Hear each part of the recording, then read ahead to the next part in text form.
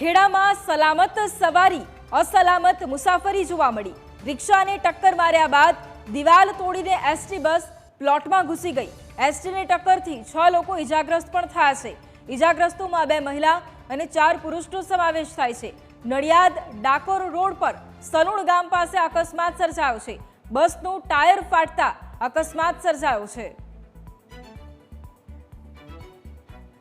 Divider કૂદીને આવ્યું અને રિક્ષા તો સીધી જતી હતી નડિયાદ સાઈડ, પછી ડાકોર સાઈડની એસટી હતી અને સીધું જ આ રિક્ષામાં એને કંઈક ટાયર ફાટ્યું અને ઠોકાઈ। હવે એમાં લગભગ 4 તો સિરિયસ જ છે, 2 ભણ હતા અને ડ્રાઈવર જે છે ડાઉટફુલ છે, કારણ કે બાકી આટલી હદે ના થાય એમ। ડિવાઈડર કૂદ્યું તો બ્રેક તો થઈ, કાકા જુઓ તમે જોઈ શકો છો કે આ કેટલા સુધી શું થયું।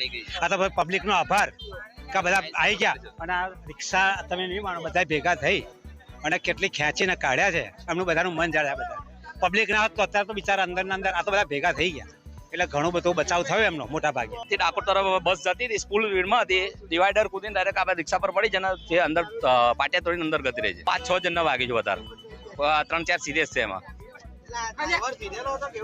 ડ્રાઈવર એવો જ ના પીધેલો, ટાયર ફાટી એવું કહેવા માંગે છે, પણ ડ્રાઈવરને બી વાગ્યું છે। નડિયાદથી ડાકોરની તરફ જતો હતો, ચાલુ રનની અંદર આગળનું ટાયર ડ્રાઈવર સાઈડે ફાટી ગયું। ફાટી જતાં ગાડી ડિવાઈડરને અડતા ડિવાઈડર પર ચડી ગઈ। સામે રિક્ષા આવતી હતી, રિક્ષાના ગરફેટે લઈ 2-3 જણાને નુકસાન થયું। સામે ડિવાઈડર મોટી દિવાલ હતી, દિવાલ તોડતા સાથે મને ગાડીમાંથી ઉછાળીને નીચે નાખી દીધો। હું નીચે પડી જતા ગાડી અંદર જઈને ખેતરમાં જઈને ઊભી થઈ ગઈ। ટાયરનું પ્રોબ્લેમના કારણે ટાયર ચાલુ ગાડીએ ફૂટ્યું એટલે એનું કારણ